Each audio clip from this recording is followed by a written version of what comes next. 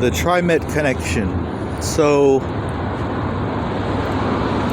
after first getting to the city and then realizing that all of this stuff was happening all over again, I started traveling a bit on TriMet and having these, the random meetings with people that seem to know more about me than anybody should know. And what I mean by that is like the same, sort of the same script, we'll say.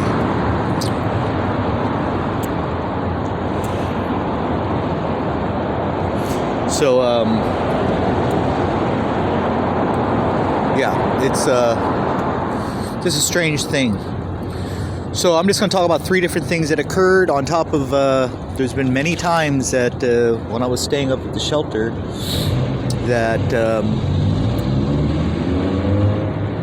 just coincidences on there that just don't make any sense. My biggest concern, and I don't mention it because I'm trying to save that, but obviously I'm being tracked and followed somehow, right? This is illegal, it's just stalking. But TriMet is a good example of where I believe city resources are being abused. And so here's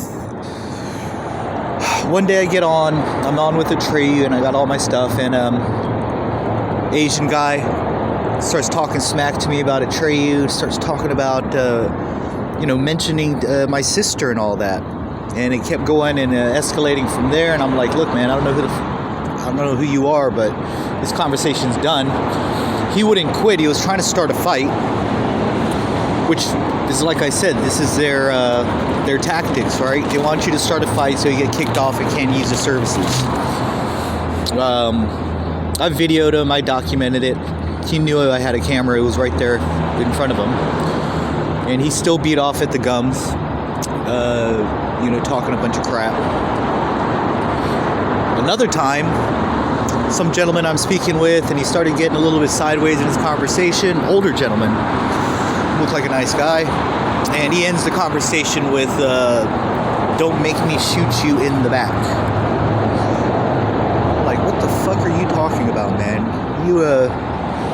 I actually move. So I usually don't move seats and things like that. I'm not a mover. I'm in this. I'm committed. But I moved for this situation. And then getting off a TriMet over here near where I stay. African American gentleman gets off. Black guy. I don't know what to say. I'm sorry. It was a guy. Got off. A bunch of people get off at this stop. He starts having an argument with me, acting like he's going to pull out a knife. I'm like, man, what are you up to? What are you doing, dude? Like, I'm just minding my own business, and like you over here hounding me and kind of flexing on me. What's the deal here? And he tells me, yeah, see you limping around, see how you can't walk?